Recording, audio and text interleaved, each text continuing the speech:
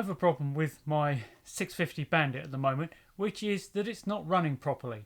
So what I need to do today is to pull the carbs, take them apart and do some basic cleaning.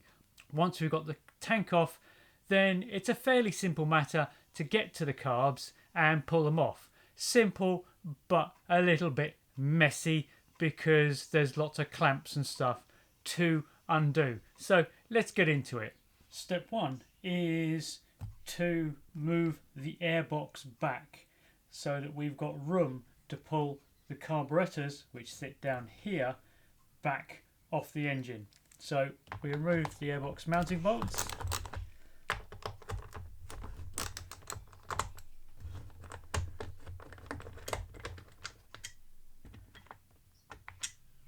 Then we will remove the wire to the throttle position sensor. Just press in here and wiggle it back. The next thing we need to do is to remove these clamps that connects the airbox to the carburetor, and there are 4 of them, and the clamps are at the bottom, and you've got to go from both sides. And it's a Japanese bike, so it uses JIS screws. I don't have to remove the screws. We just need to be able to loosen the clamps up enough that we'll be able to move these rubbers back off the carburetor. And you'll have to use a torch or similar to get on to the next one.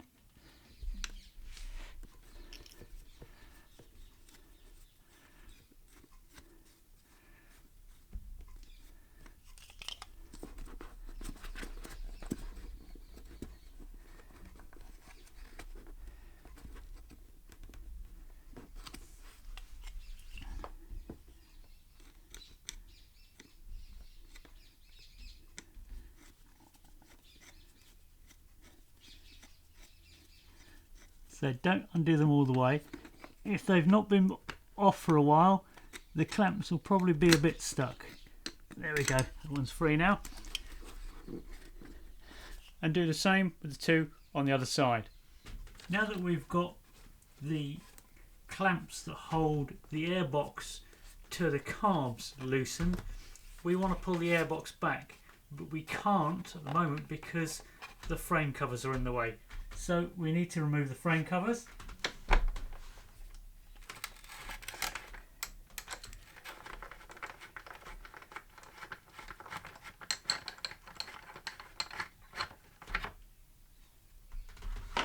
And it simply clips in the front.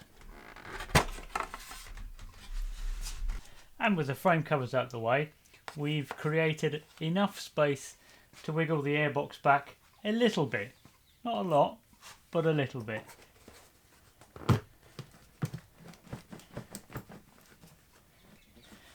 But it's enough to get the carb free from the airbox rubber. Before we can remove the carbs, we will need to repeat the process on the inlet ducts at the front of the carbs, and we'll also need to remove all the linkages from the top. There's a few things that have to be disconnected from the top, starting with the vacuum hose to the pair valve. So this, which is the pair valve here, so this plugs in behind it.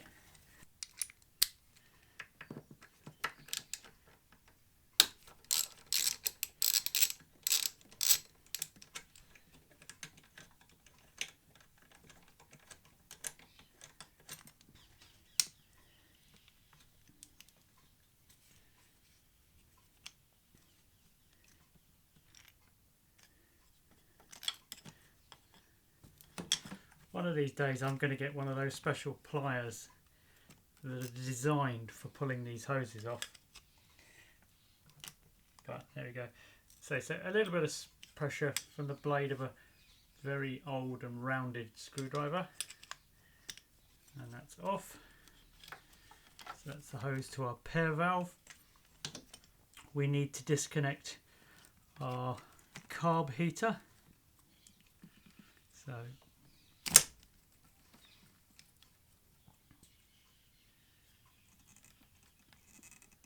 and then all we need to do is to remove the throttle cables, the pull and return cables, plus the choke cable which comes in here.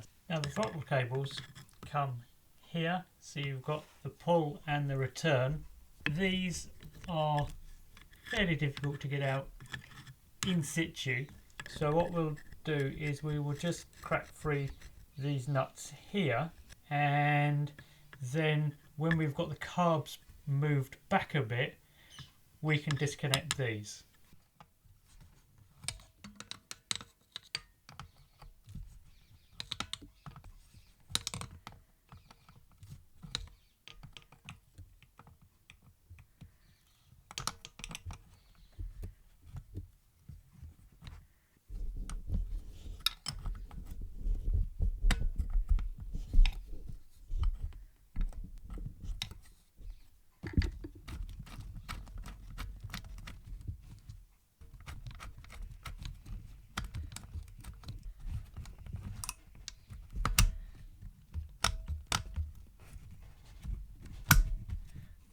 As with the airbox, we now need to remove or loosen up the clamps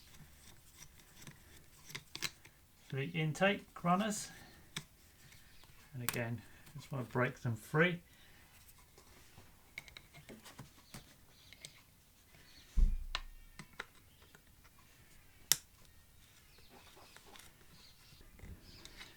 And now round to the other side and repeat for the other two. Now that we've got the carbs all disconnected except for the throttle cables, we can now wiggle them backwards and try and get them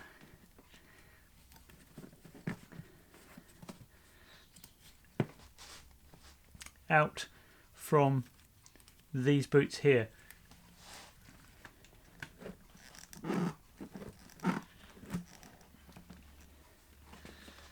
There we go. And now it comes the really fiddly part of just trying to now slide them sideways and pull them free, and at the same time just getting the throttle linkages unhooked. There's no elegant way for this to happen.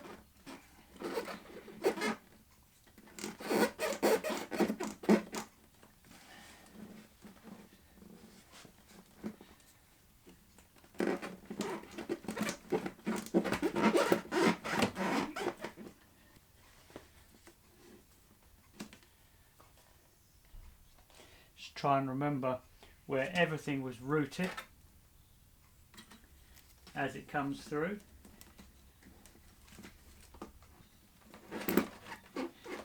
And now I can get in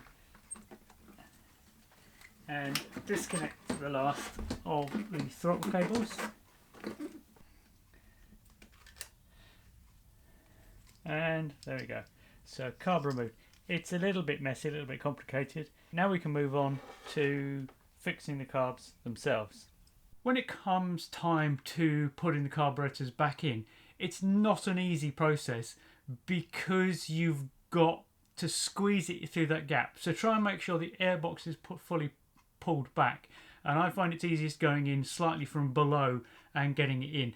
But it's a lot of wiggling about, squeezing it past the rubbers. And in my case, the inlet rubbers on the engine side I think are quite hardened, so it's really hard once you've got it lined up to actually get those forced into those inlet rubbers so it seats properly. And don't forget, you've got the throttle cables to reconnect, and it's easiest to reconnect them whilst you've got it floating and you can move it around and twist it so you can see what you're doing. It's a little bit fiddly, but it is really quite doable. Make sure those clips are fully open so they're not compressing one of those rubbers, because if it is, then it'll make your life much harder. So take your time and make sure everything is fully seated all the way forward, then you can bring the airbox back. But if those carbs are not fully forward, you won't be able to get the airbox back into place. So make sure everything's properly seated. Now, I had quite a lot of trouble getting the carbs back into the right place. It's all now in place. So we've got the vacuum line to go on the pair valve. We've got the fuel line here. We have the vacuum line for the fuel valve. The fuel heaters are connected. I broke one of the carb heaters trying to get the carbs in, so I need to replace that. So all I need to do now is to get this back on, and I need to tighten up all the clamps for the carbs.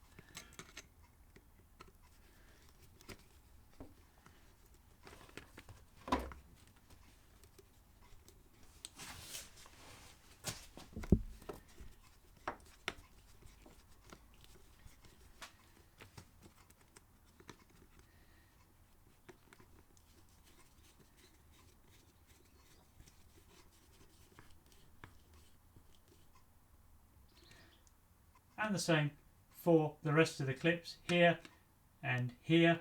Just get them round in a place where the screws are easy to get to.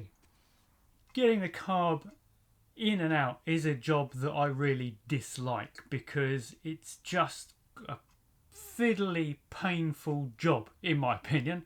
It's certainly not one of my favourite jobs to be doing on the bike, but it's certainly achievable. It's just a matter of taking your time and making sure you don't force anything too much and just wiggle it around, disconnect all the cables, and it comes out and it goes back in much the same way. So take your time and you shouldn't have any major issues with it.